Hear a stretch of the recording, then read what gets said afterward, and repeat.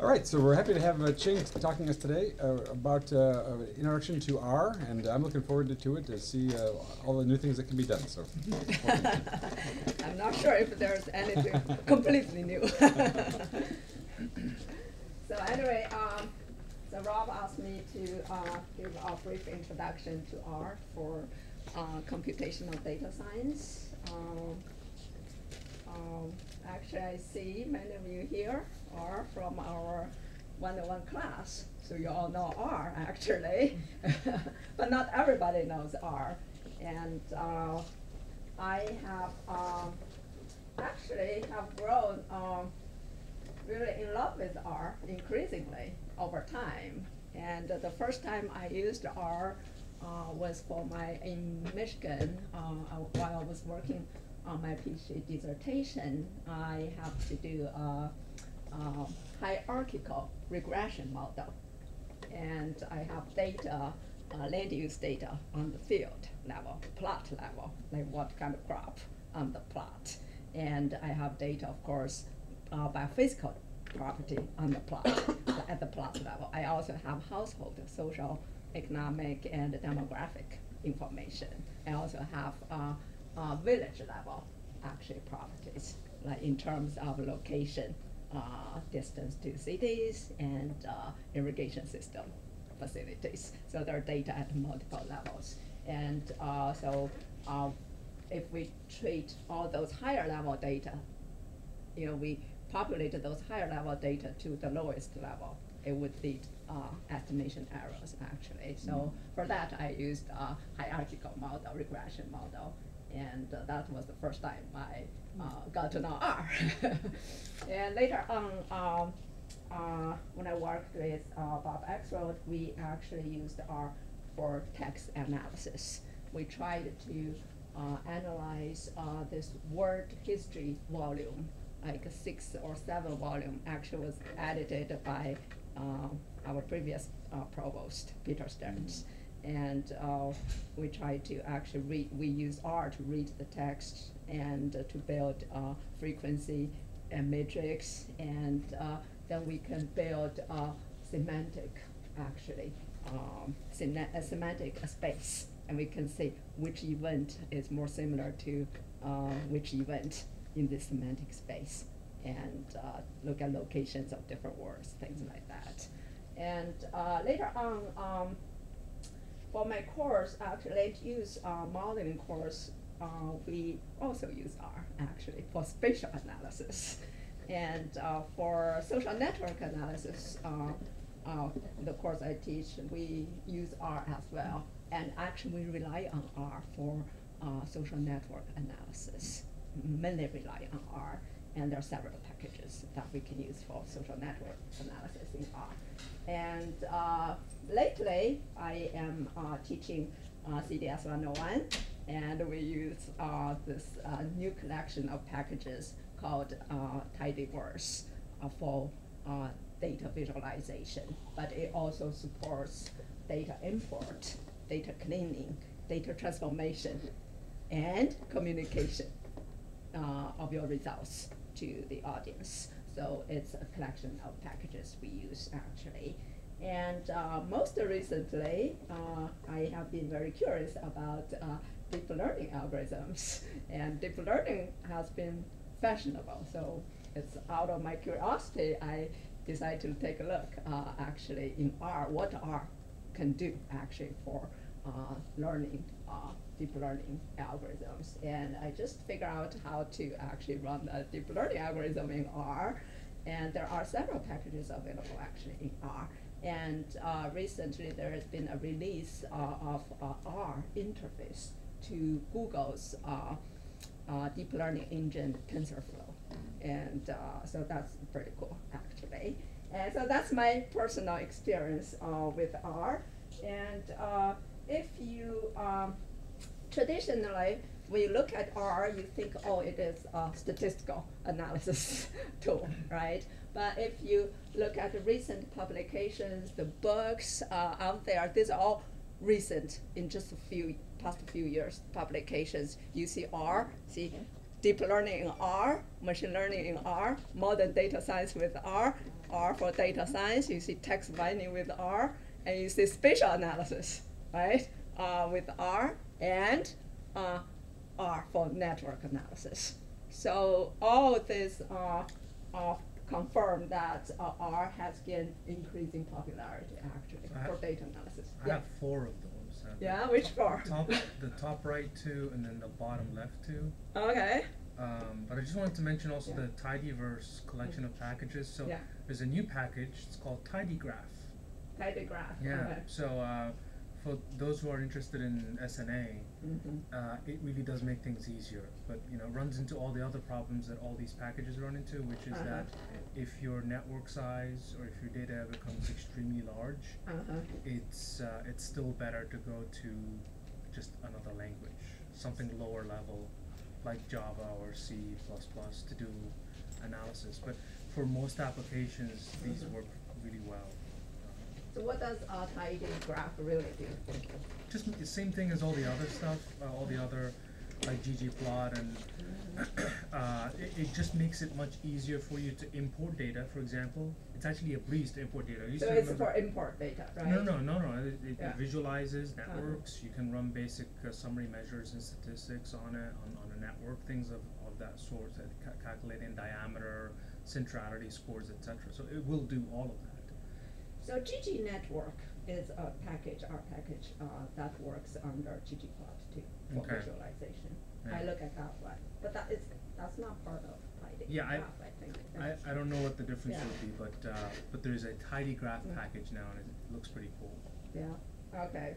So one thing you don't have up here, Ching, you don't have agent-based modeling with that, right? So there's no whole book about that, which understandable. So I'm just going to report the fact that the predecessor of R was S, I believe, right? And so it was several years ago that one student in 610 actually tried to do all the homeworks and everything with S. It was very slow, and then so it's like every 3rd year or so, every 3rd or 4th year I teach the course, somebody tries to do it now without do all the things with R. And with what Joe says, they report that for tiny small models it's fine, but as soon as you get above a modest threshold, it becomes prohibitively slow. I think is the main complaints. I had a student before in my class. He used Excel to do agent-based model. Well, Paul Kerben did that, so that's okay. All right. And anyway, so there have been increasing popularity actually using R for computational data science. So when we talk about computational and data science, it has actually 3 parents here. It has applied math and statistics and computer science and a science domain. So 3 parents. And naturally, R actually provides tools for computational data science, and it integrates computer science and applied math and statistics in that perspective. So, so today I cannot talk a lot. Actually, I'm not going to give you a thorough introduction to R. It will be a broad brush stroke. In Chinese we have a saying, 就抛砖引玉. 砖 means brick, 玉 means jade, and literally means you throw out a brick, and with the intention to actually get the jade. Like jade is refined, but brick is rustic, right? So that's the purpose of my today's talk, is really to pass on to you a rustic brick, so you can have this tool to open the door to R, and you will win jade in R. You will find the jade in R, all right? And so I will focus on a few things today, how to do visualization in R, and including social network data. That I will use mostly talk about tidyverse, the collection of packages in R. And related to that is another package called GTNetwork that works under the framework of tidyverse, essentially for visualizing social network. And I will also talk about some social network analysis functionalities in R. There are several packages in R that actually does social network analysis, including some really recent advanced methods. Some of them actually using sort of agent-based model approach to simulate, to model evolution of network, actually. That's, I think, pretty cool. And if there's time, I want to show you 2 examples of deep learning examples in R. It's not to teach you how to do deep learning in R. It's just mostly to show you how simple, actually, it is actually to run a deep learning algorithm in R. So in general, this is a typical data science project is like. So we have data, right? We start with importing data, and then we need to clean the data. And we need to do data transformation, and we will use visualization to explore the data, and we will need to do modeling to quantify actual relationship and patterns. And this is an iterative process and so-called exploratory data analysis part. And then we need to communicate actual results, your results, to other people. So that's the general process.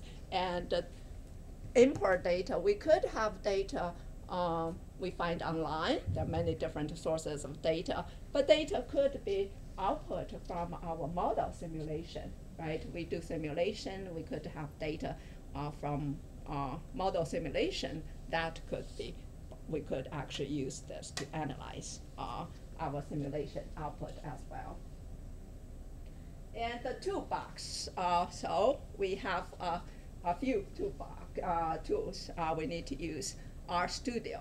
So we talk about R in general, but there is also RStudio, which is an interactive development environment, allow you to actually build R programs. I think many of you might have known a Python notebook. It's sort of like a Python notebook. Actually, you put the code there, you run it, you get results immediately, and that's RStudio. And also we have R Markdown language. So there are grammars for R Markdown language that you can use to document your R code. You put R code in it, and you can also put documents like comments, things like that. And that will help you communicate your results to other people. And people can see immediately what's the code and what's the results and what's the result about. And so it's very actually, it's quite powerful. And you could actually use R Markdown to build latex. Actually, you can convert it to latex format, actually. And then Tidyverse, I mentioned earlier, is a collection of R packages for data science project that supports data import, tidy, data transformation, data visualization, all of that. To set up your toolbox, we need to install the base R first. And there is a cloud measure, and that's the one you could download and install. And this is the website you can download and install RStudio. And install Tidyverse. Tidyverse is just a collection of packages. In R, in general, to install a package, you just run this R code from the command line, install.packages Tidyverse. That's how you install it. Pretty straightforward and simple. And so R Markdown styles. R Markdown allows us to actually put code, the results from the code and comments in one single document. There are a lot of styles actually we can specify. These are very simple things I put out there, and it can be quite sophisticated. Actually, you could convert R Markdown to latex actually format, and there are cheat sheets for R Markdown. You can look at it, the grammar, things like that. I think, let me show you maybe quickly. That.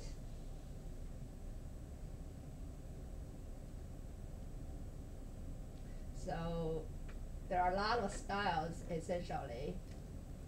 You can specify actually to build your markdown file. A lot of them. These cheat sheets are very good, useful. Actually, you can always look at this.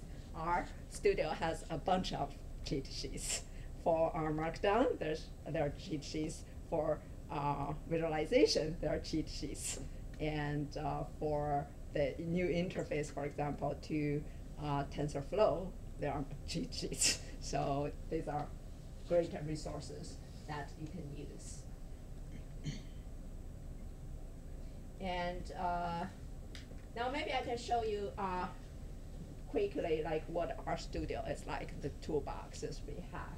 And this is RStudio after you install it, and you can actually new files. You can new different type of files, RScript, or notebook, RMarkdown, and RMarkdown is the one actually we use. And if you do that, you actually see like a file like this. And at the beginning, you got all this information about authorship, the general sort of information. And you can, to run R code, you need to actually insert R code. That's anything within this. Anything within this would be identified as R code. Anything outside are just comments, are your notation, essentially. So to do to work with R, we always need to load the library first. In this case, we need to load the tidyverse. You see, these are all comments outside the code, and this is the code to run. And to run it, we just click the arrow on the right side. And this is the simple code to create a very basic bar chart in R. And we see ggplot, data is diamonds, and geom bar, x is cut. This is a diamonds data set, and diamonds has different qualities of cut, and we can show a bar chart like how many diamonds that have different quality of cut, and very easily we can do that. That's just a very simple visualization. Then you can experiment with a lot of attributes of ours. So this is our markdown file, essentially, and then you can knit it to a Word document or PDF file, and then it will show all the comments and your code and the results right below it, actually. You can choose not to include the code if you want to, and it's all okay, actually. So you can knit it and as a report. And so the think about the R Markdown language is pretty powerful, and this textbook, this is the textbook R for data science. All right, this is a textbook. Actually, this textbook is built all actually using R Markdown. Essentially, it's produced from R Markdown completely. And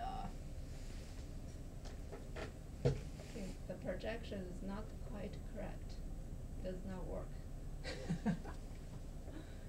So anyway, so that I hope gave you a basic an idea about what is RStudio, what is R Markdown file, and what this can do. And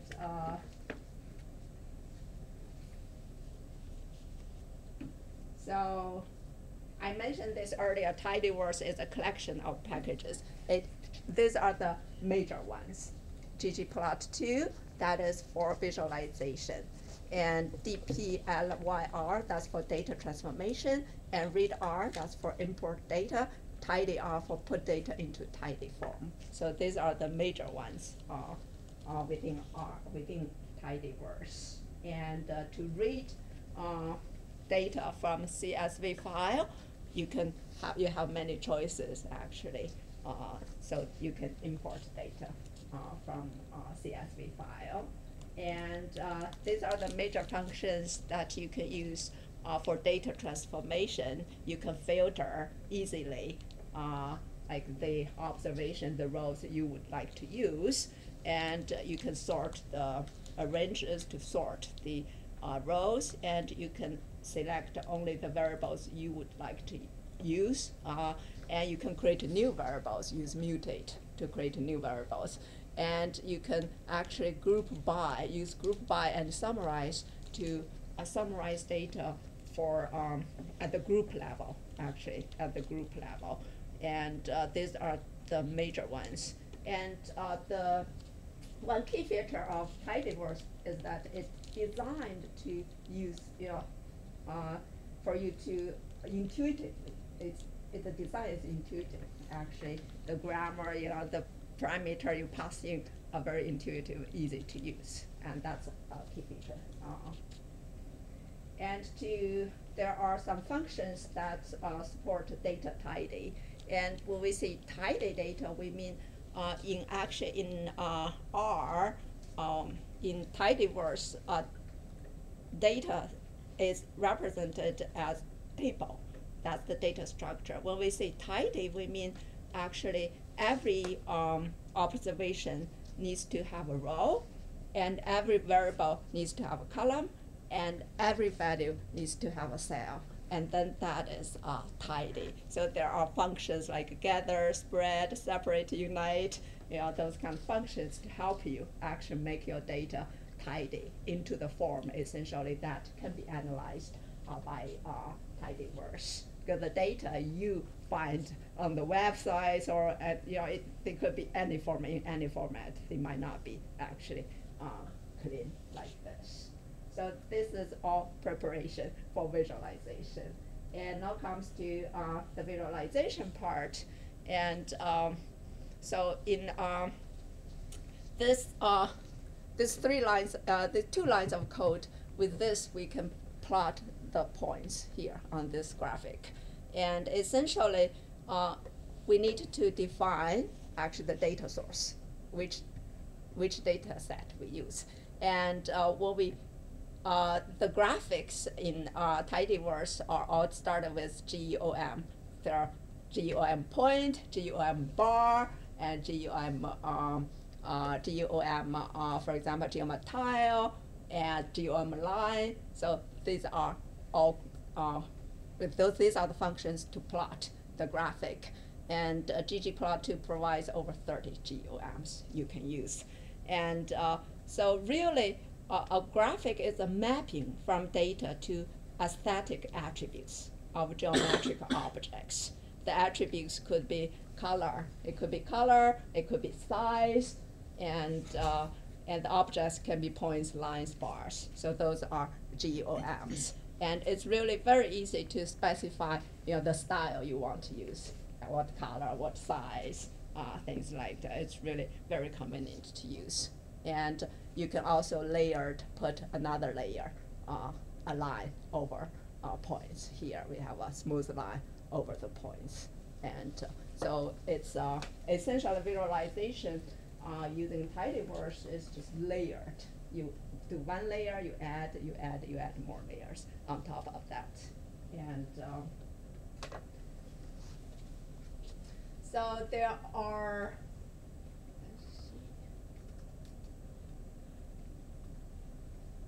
so this is, again, a simple example of a bar chart. And that's GEOM bar.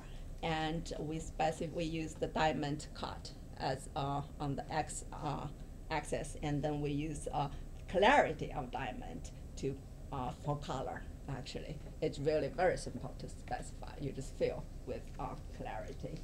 And this, there are some other parameter position allow you to choose the style of the bar. In this case, we say fill, we actually look at proportions here. We do not look at counts. And this is again another layout. We can use Dodge and just put them together. And we can do box plot, and easily we can specify attributes related to that.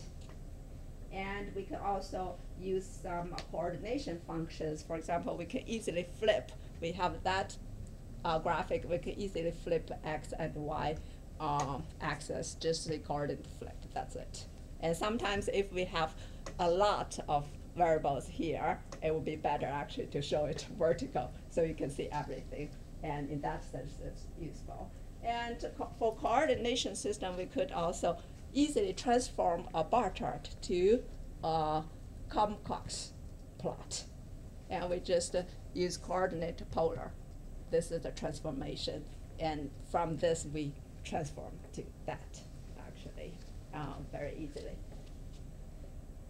And there are a lot of other attributes we could use to make the graphic look better. We can set up labels.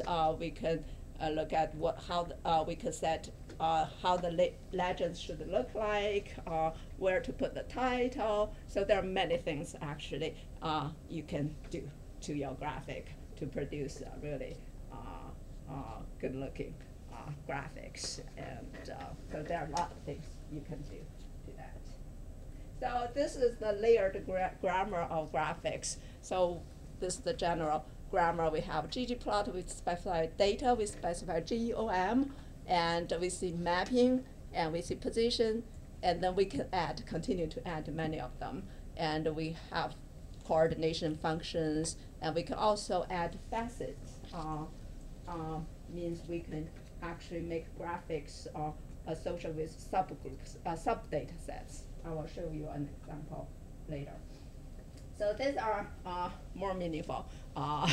These are more meaningful graphics. For example, this one, it actually shows how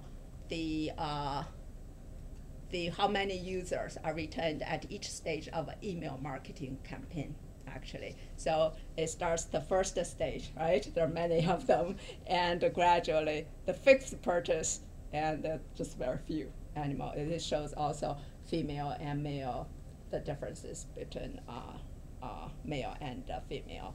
And so this is a bar chart, essentially a bar chart.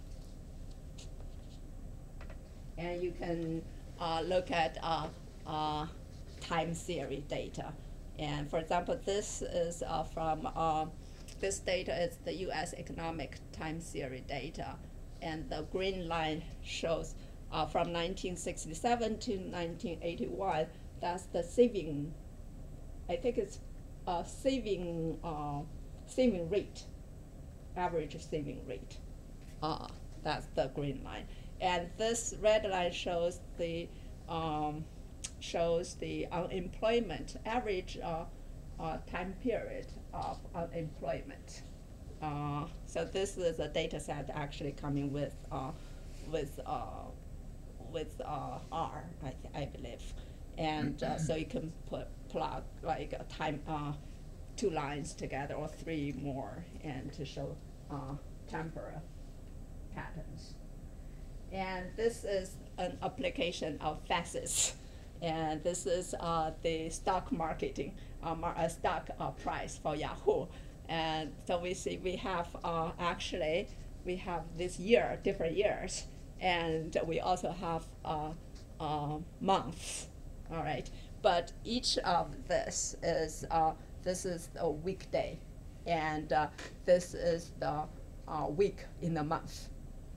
So this is a application of facets, actually. The GEOM used is GEOM tile used to produce this. It's like essential heat map, right? And but facet according to months and year, actually. This is very easy to produce this. And you could actually do something like this. This is a tree map code. And so we have a Java, right? We have, under Java, we have these different categories.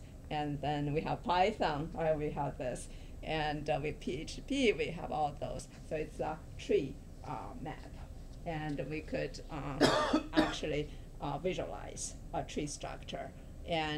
But to do this, we need an additional package, which is called the tree map IFY. So the good thing with R is that there are so many packages, and whenever you need some, so to do something, you can find a package that does it. So this is not a standard visualization within ggplot2, but it requires an additional package. Where is R? Where is R? Good question. There is ROR over there. That's Ruby, right? That's Ruby? ROR. That's Ruby on Rails. That's Ruby on Rails. Okay. And you can even actually visualize maps, actually. There is a R interface to the Google Map API, and so that's called GTMap. And through that API, you specify the area and all points, locations, and it can display maps as well.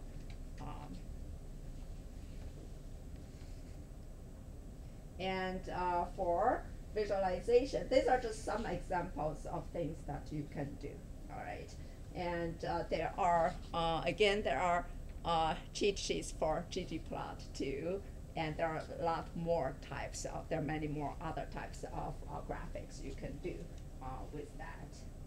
So for that, you have to look at the cheat sheets. They are very useful again. So to visualize network data, there is a package called the GTNetwork. And this GTNetwork actually works under the general framework of ggplot2. You see, here it provides some additional GUMs. GUM edges, GUM nodes, and GUM edge text, GUM node label, and this package provides additional GUMs to visualize social network data, essentially. And think about it, it's really intuitive because nodes are just points, right? Nodes are just points, edges are just segments, and then you can apply all those attributes, aesthetic attributes. You can set all those aesthetic attributes very easily, and in it, actually. So this is just a simple example using GUM edges, using GUM nodes to display a network. And this network actually is it's a village, the communication network in the village, and where sociologists did work about some adoption of new methods in the village. And we have here the pink nodes are adopters, those who finally adopted, and the blue one are those who adopted essentially the new method, and the pink nodes are those who eventually didn't adopt the new methods. And it turns out there is also a club in the village, and then the club in the village, the solid circle represents the club members, and the empty circle represents those people who are not club members. Initially, actually, we would be able to see here, and the node size are based on actually centrality, degree centrality. And then we can notice that actually the club members, they adopt it, and then see how they spread actually. And adoption spreads and come into also this part actually of the graphic. The visualization helps us see actually the process on that. And here we can specify all sorts of many different types of aesthetic attributes: color, shape, size, and size. Any type. It's just like whatever we can specify for points, whatever we can specify for segments, we can specify for network, for edges, for nodes as well. And this is another example of visualization of network using GG network. And this network actually represents legal cross-references in the Icelandic legal code. The Icelandic legal code includes 1,513 legal documents, and these documents actually each comes at a different time period, from 1849 actually to 2015. So each document has a time period essentially. So this actually shows the cross-reference actually how the documents cross-reference others.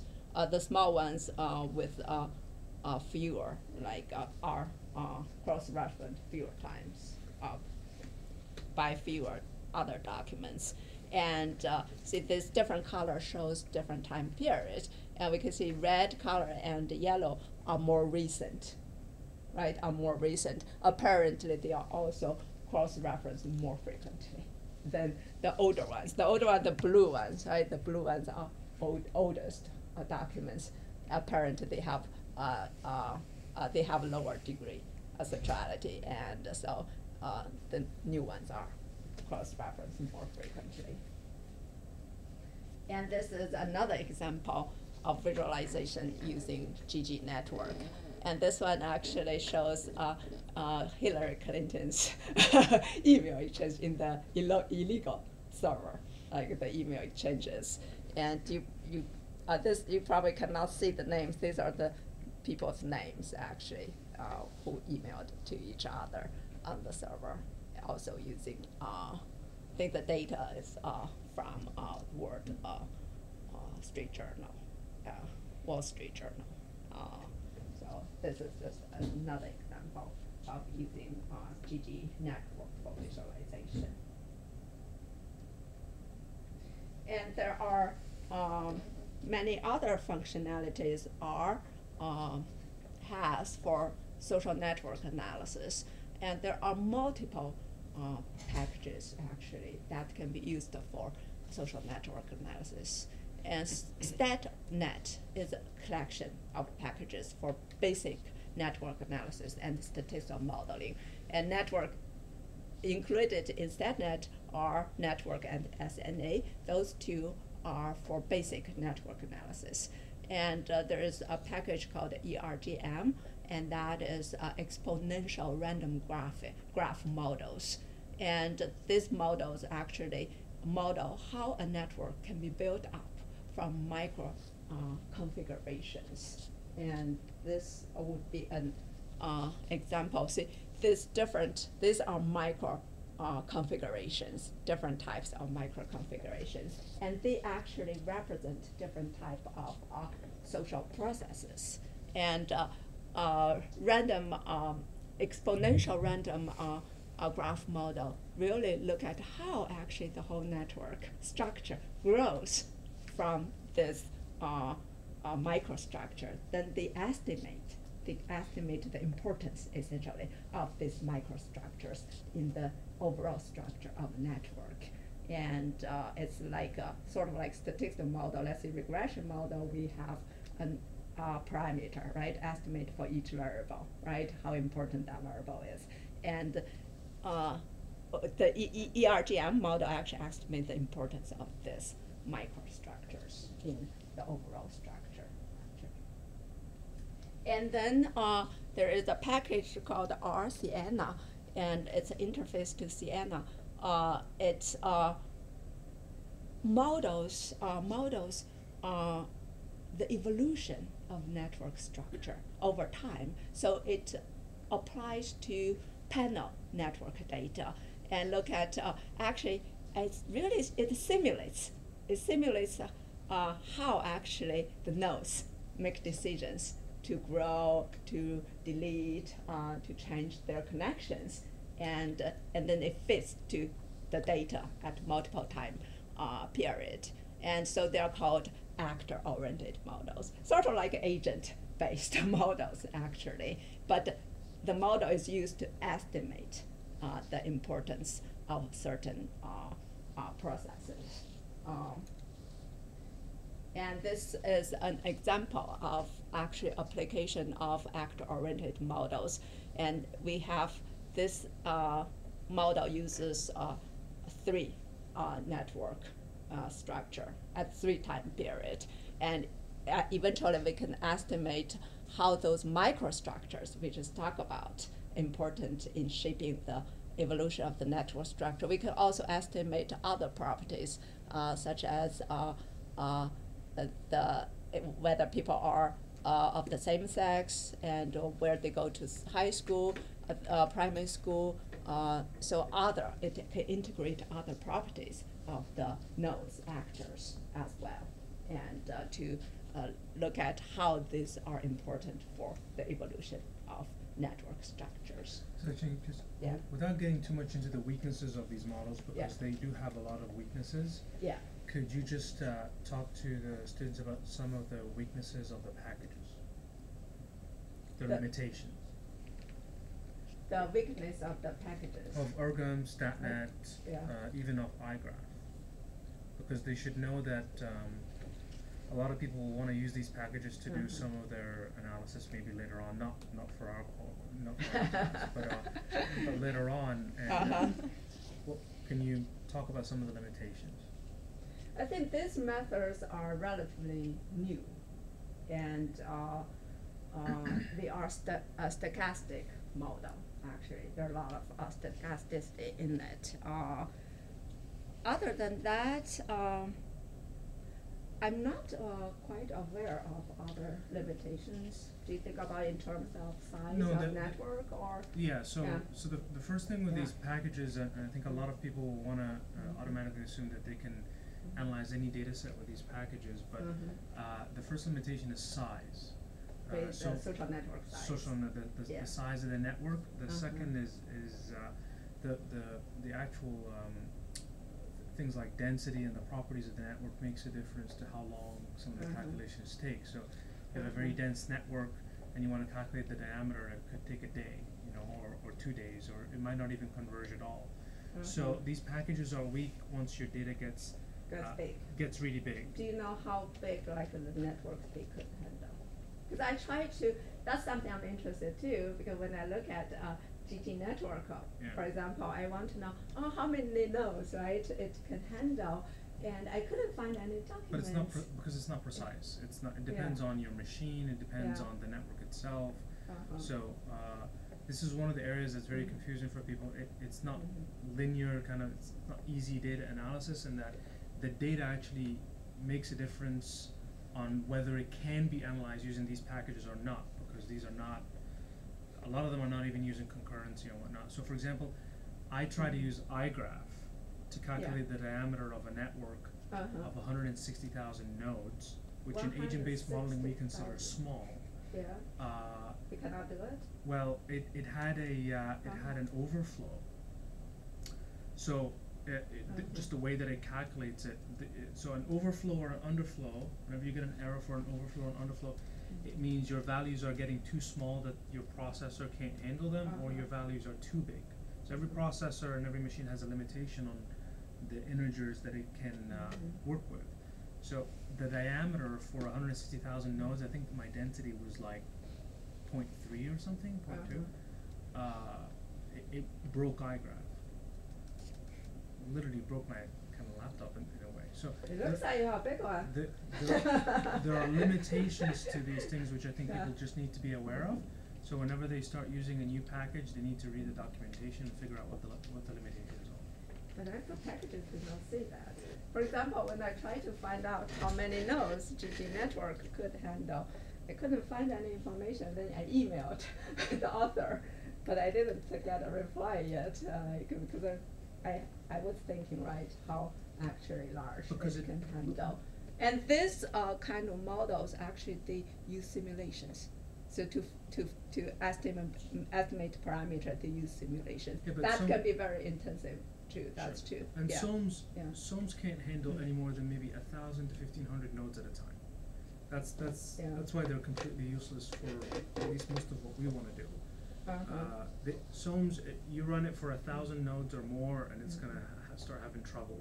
and sometimes the methods don't converge. Oh, that's And possible, yeah. That's another thing. So Yeah. you don't actually get a parameter estimation. It'll just Yeah. refuse to give you one. Yeah. Same thing with ergoms, but ergoms now you can run them for larger networks, so up to several thousand. Okay. But not if you've got 1 million nodes, just kind of forget it. The only way to do there is just to run a regression using MRCAP. So do you know other software packages that can do this sort of thing and for large networks? What are the other options available? Yeah. So Java, there's a number of packages, but even if they can run for summary measures, if we're talking about statistical models, Yeah. Ergom and StatNet are the state of the art when it comes Right. to Yeah. regressions on mesostructures or mesostructures. How does this compare to Python, for example? I mean, it seems I know some data analysis in Python, and that's what I would plan on using. But I'm curious because I used to use R a long time ago, and so I'm just curious, how does this compare to Python? Because it seems pretty similar. So there are packages actually they have just the interfaces in R and Python both. For example, iGraph, right? Yeah. Yeah. So they are available in both. And there are packages, for example, like GraphTool. GraphTool is a Python wrapper for C++ libraries. So you can achieve some really efficient and fast calculations on some of these things. But again, the network in the end, I got the difference between running some of my algorithms on this network between GraphTool and Java was that Java was just slightly faster, but it wasn't that much faster, just because of the difficulty of the network itself. So essentially, when we have to use simulations, right, to estimate models, if we have large data, that's costly. Yeah. No matter where you do it, like, right, which software package we do, it's just costly. Yeah, there are just limitations. That's kind of the Yeah. idea I wanted to do. Limitations, and people need to pay attention to limitations if they plan on using these packages for.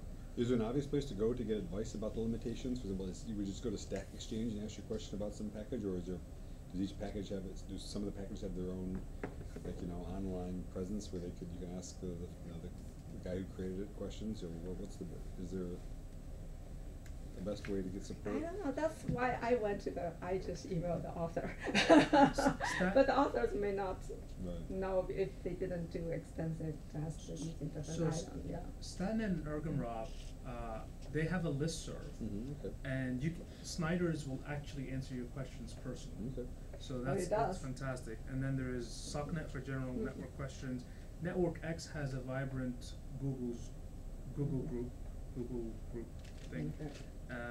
And then the rest of it is basically on Stack Exchange. All right.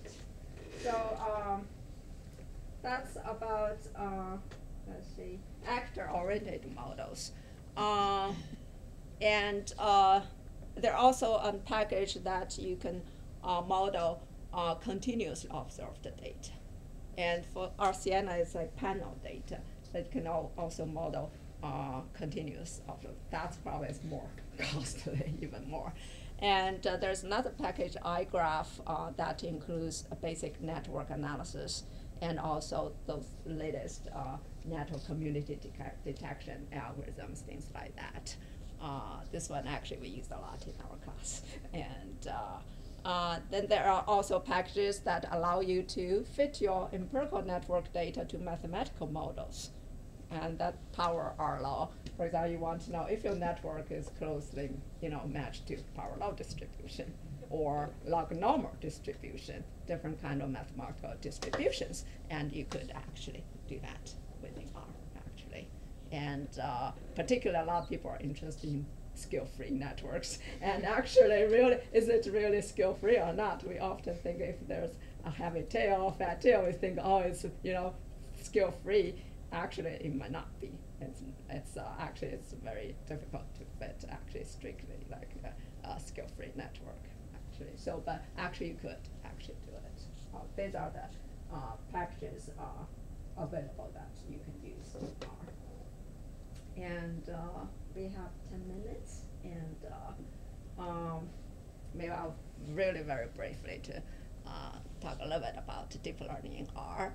And in R, there are several packages for deep learning. Initially, actually, Python and other language were ahead in the field of deep learning, but now actually R caught up, and it has several packages.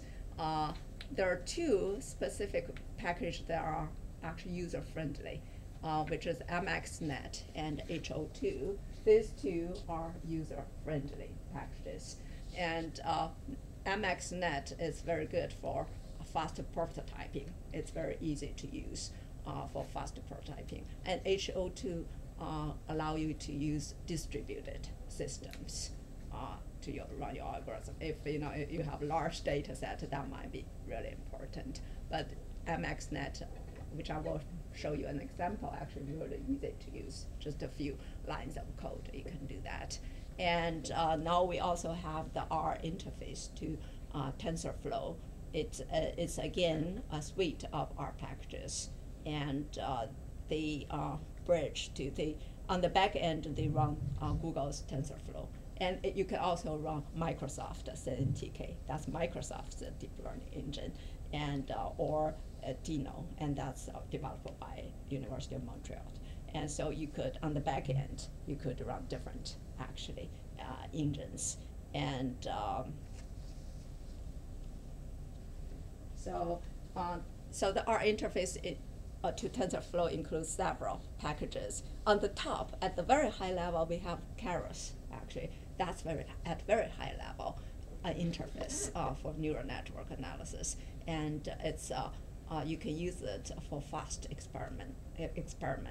experimentation, and it's comparable sort of the complexity level is sort of like MaxNet, so really allow you to do it fast, and it does not involve lower level abstractions. And there is also a TensorFlow package that really allow you to do low level actually jobs work with TensorFlow. That's very low level. And I think I can show you two examples. The first one is example of using MaxNet. And this example actually use a database, facial database. And these pictures were taken at different times in different conditions for the same person, essentially. Each person actually has 10 different images, and there are total 40 people, and the algorithm will use this data set to train and to classify which image belongs to whom. And the second one is example of using Karis, the high-level interface to TensorFlow, and the data set is digits, handwritten digits data set. These are just some samples from this data set. It's handwritten digits. And it has a training set of 60,000 examples, a lot of data, and also has a test set of 10,000 examples for classification. And so as I understand, the deep learning algorithm now they are able to do a lot better, and it's actually essentially not that much different from the older generation of neural network. It's just now they implement more layers. Before there are only 2 layers, right? But now they use more layers. And also now there are many more samples. They just use more samples to train the neural network. And those two make a big difference, actually, in performance. Let's see, this is I want to just show you how simple it is actually to run a deep learning algorithm from R. So this is, let's see.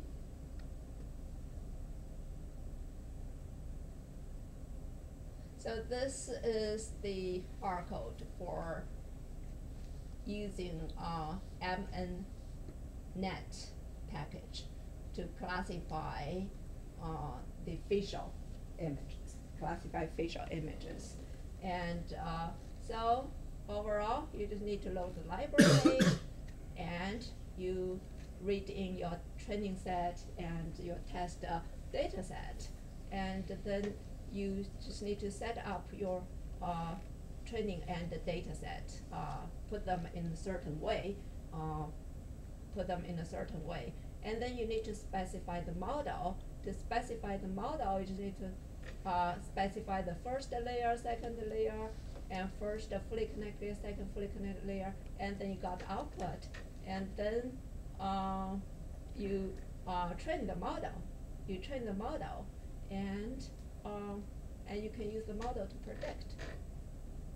And just this part, this amount of code, and you train the model, and actually you use it to predict. And it's just very simple for use, actually.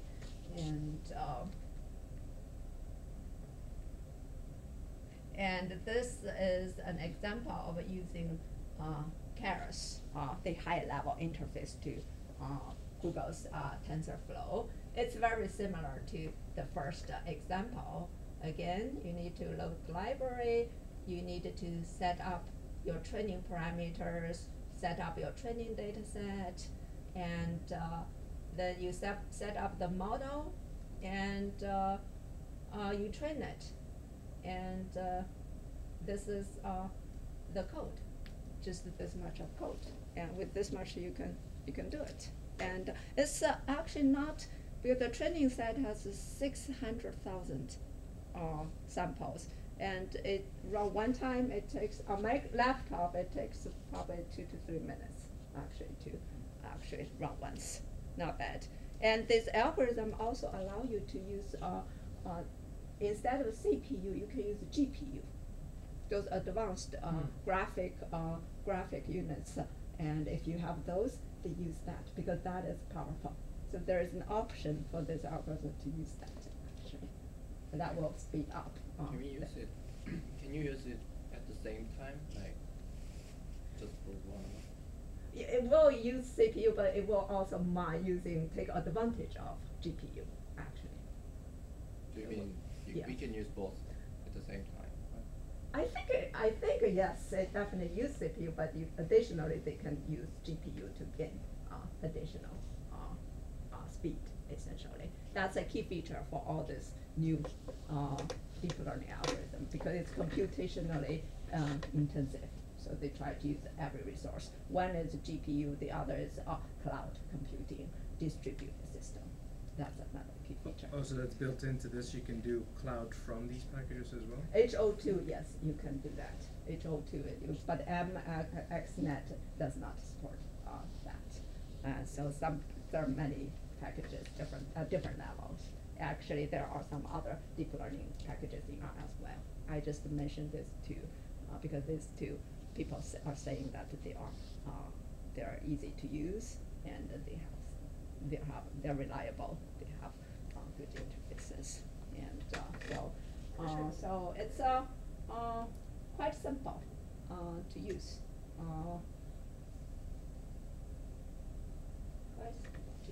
So R offer many cheat sheets, which are wonderful. For GTplot, we have cheat sheets. For R Markdown, we have cheat sheets. For Karis, the interface, we have cheat sheets, and really wonderful in that sense. And let's see, I think so. R Studio cheat sheets. There are many different types of cheat sheets. You can find them over there. And so after all, I think R is wonderful. I think R is wonderful, and it provides many useful tools for doing computational and data science. And but I want to come back to this diagram because I'm thinking, and there is the third parent here, science domain, and that is really important actually for us to do data science, to really make sense of data. And this part is really important as well. That part R does not offer. does not offer us. And but that's really important for us to truly understand that, to be able to make sense of data. And so I really like this article. It says, so the best data scientists actually get out and talk to people. Again, it says really, we cannot just sit in our office and just run the algorithm, right? Yeah, algorithms are wonderful, they're so cool, but probably just running those algorithms probably won't get us very far, actually. And we really need to actually have knowledge about the real world. And so I think with this, I end today's. Very good. Very good. Any questions for Cheng? Anyone? I hope I convinced you R is wonderful. So all the packages you showed are free? Yes, absolutely. And R can run on Mac, on PC, and it's free, and people are constantly developing new packages, and it's a huge family.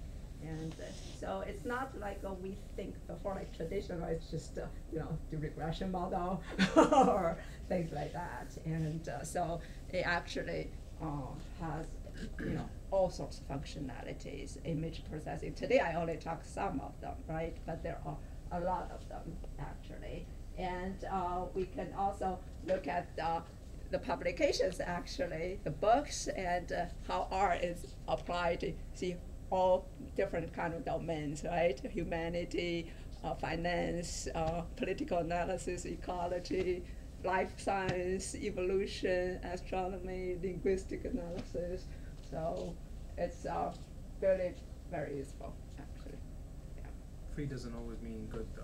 So just kind of remember that. For years, I was using Gephi to run some summary measures on networks, and then when they updated the version, the answers changed. For the same networks that I was running. Yeah. So free doesn't always mean, but that's Gephi, I guess. It's supposed to be just for visualization, not for analysis. Yeah, that's what we use Gephi actually for social network class. We use Gephi for visualization, and Gephi can handle large networks, relatively large networks. So say we want to build some small models in R. So say you want to you have some data, but you want to build a model. Agent based. Well, it could be not something like that. Are there objects in the syntax? Can you do kind of object-oriented programming in R? R itself is not object. More procedural, right? Yeah, it's not object-oriented. But I guess you can always actually be able to do that, because before I have seen people using procedure language actually to implement objects, things like, for example, agent-based model. I have seen people done that. Yeah. Okay, but it's not an integral part of the language or anything. For example, like objects are an important part of Python. So yeah, that's what I was gonna say. That's probably one of the main advantages of using Python. Yeah. Yeah, Python is at a lower level language, right? If we think about that, in general, the lower the level, the more flexibility you have. That's for sure. But if you do not have a lot of programming language background, let's say, right, then R is much easier actually to use. You see how just a few lines of code, right? You can do a great deal, a lot of things, and then of course you lose flexibility, right? That means you cannot control the lower level parameters, things like that. If you think back to the kind of stat packages that were around, say 10 or 15 years ago, things like Stata, Minitab, even SAS is still around today, right? SAS. Yeah, that's just R is built upon that, Right. but that is a commercial. Right. But R is free, then R is free, so there are so many new, every time there's new things, new development, people would implement, right, including the package. But those commercial software has a disadvantage But would you that also they say do not that- grow actually that fast. Yeah. Would you also say though that R has kind of a wider purview, a wider domain, because it's trying to do, for example, you can do kind of publication quality graphics. Yeah. You can also do. He has a linking to LaTeX, right? All that stuff, Yeah, right? yeah, yeah. Where sometimes those older packages like Gauss and things. They were primarily for regression analysis. Yeah, They were- very traditional Yeah. statistical analysis, and R just grows. See, whatever new under development R grows, and the packages included in R are really huge, and so there's this official version CRAN, and even the newest ones, the newest stuff might not include it in that official one, but you can download from GitHub, things like that. You can install separately, even those are not, if they're not official, included in the package. And as we move to more and more cores available and GPUs and things, I mean, Yeah. apparently R is on a trajectory to take advantage of all that stuff. I mean, it's could it end up being one bottleneck is that it can't do parallel processing well? Or do you think it will be able to do parallel processing? For example, this HO2 package, it takes into account distributed system, because it depends, right? Traditionally, those regression simple, it does not need that kind of computational power, but this new algorithm, simulation based, for example, estimates parameter, right? Those actor-oriented models, exponential random graph model, they use simulation, right? And to estimate parameters, those do need actually resource, and increasingly they will consider this, and yeah. But at the moment, is it the case that R does it as kind of a black box? You don't have any control over kind of the parallelization. It just handles it for you, kind of. I guess so. Yeah. It's higher level. Think about R as a higher level. And some of the packages will write their actual number crunching methods in C or Java or something, and then R just wraps it. But if you think of those they don't give you engines, the option to. Yeah. Most of them don't give you the option to have that high level control over, let's say, like the number of threads or something. If you wanted to control that, I've never seen a package in R that will let you control the number of threads. Yeah, because the novice user is going to get in trouble with that. Exactly. but if you think about those these deep learning algorithms, many of them are implemented. Those back-end engines, many are implemented in lower level languages, and they can wrap it up by Python. See, wrap up by Python, but themselves, many of them are implemented at lower level languages. They are back-end engine, right? But you can have interface to R, Python, this, but then allow people, who are not good at programming and can still use it, right? Then that's I think that's a big deal, actually. If only people who know programming deeply can do that kind of thing, that's very much limited, right? And also, even we think about statistics in general, it's moving toward simulation-based. And those traditional sort of statistic, right, estimates based on assumptions are no more popular. Increasingly, statistics is based on simulation, and simulation is costly. And so, and in that sense, I think in the future, I think it will actually use more like those distributed resources. Things like that. Very good. Yeah. Any further questions? If I was interested in just getting a basic understanding, what would be a good book? For what? Just a crash course, kind of, because I already have some background, so I'm just kind of curious. In general R, yeah, or just a particular just area? general R. Or just go on YouTube, there are plenty Yeah. of videos there. that should YouTube do. University. Yeah, that should do. And R, the website, and has a lot of documentations as well.